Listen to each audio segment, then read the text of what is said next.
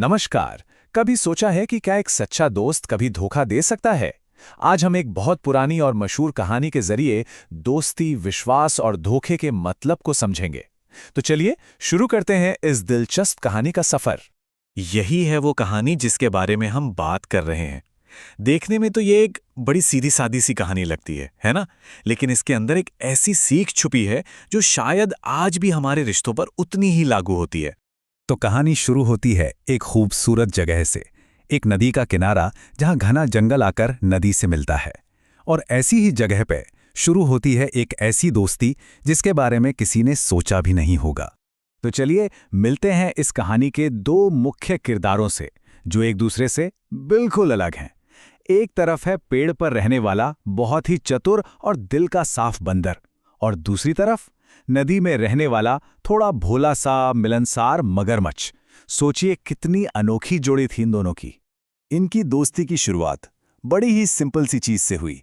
बंदर जो पेड़ पर रहता था वो रोज अपने दोस्त मगरमच्छ के लिए मीठे मीठे फल तोड़ कर देता, और बस रोज रोज का ये सिलसिला देखते ही देखते एक गहरी दोस्ती में, एक भरोसे के रिश्ते में बदल गया। लेकिन जैसा कि अक्सर कहानियों में होता है, सब कुछ हमेशा ठीक नहीं रहता। अब कहानी में एक ऐसा मोड़ आता है जहां इस दोस्ती का इम्तिहान होने वाला था। एक खतरनाक सोच पैदा होती है, एक ऐसी सोच जो सब कुछ बदल कर रख देगी। और वो खतरनाक सोच क्या थी? वो सोच थी मगरमच्छ की पत्नी की। उसने सोचा, ये बंदर दिन भर इतने मीठे फल खाता है, इसका दिल तो यकीनन बहुत ही मीठा होगा। और बस यहीं से कहानी का असली कॉन्फ्लिक्ट शुरू हो जाता है। अब सोचिए जरा मगरमच्छ की हालत। एक तरफ थी उसकी गहरी दोस्ती और दूसरी तरफ उसकी पत्नी की जिद। बेचारा बुरी तरह से फंस गया था। वो अपने दोस्त को धोखा नहीं देना चाहता था, लेकिन पत्नी का प्रेशर भी था। तो आखिरकार उसने प्रेशर में आकर एक प्लान बनाया। उसने बंदर को बड़े प्यार से अपने घर दावत पर बुलाया। ये एक मीठा सा झूठ था जिसके पीछे एक बहुत ही भयानक सच छिपा था। ये दोस्ती के नकाब के पीछे छिपा एक धोखा था। यहां एक सेकंड के लिए रुकते हैं और सोचते हैं। इतना तो साफ है कि यह न्योता सच्चा नहीं था, लेकिन आखिर उसका असली प्लान क्या था? चलिए अब देखते हैं कहानी का सबसे जरूरी हिस्सा। सीन है नदी के बीचों बीच का, जहां से किनारा बहुत दूर है और बंदर अब पूरी तरह से मगरमच्छ के ऊपर निर्भर है। और वहीं बीच नदी में जब बंदर कहीं जा नहीं सकता था, मगरमच्छ आखिरकार सच बता ही देता है। वो बताता है कि वो उसे इसलिए लाया है क्योंकि उसकी पत्नी बंदर का दिल खाना चाहती है। जरा सोचिए उस पल बंदर पर क्या बीती होगी। लेकिन अब ये कहानी धोखे की नहीं, बल्कि दिमाग की लड़ाई बन जाती है। सवाल ये है कि ऐसी सिचुएशन में बंदर अपनी जान कैसे बचाएगा? और यहां बंदर दिखाता है अपनी असली चतुराई। मौत सामने खड़ी है, लेकिन वो घबराता बिल्कुल नहीं। ठंडे दिमाग से वो एक कमाल का झूठ बोलता है।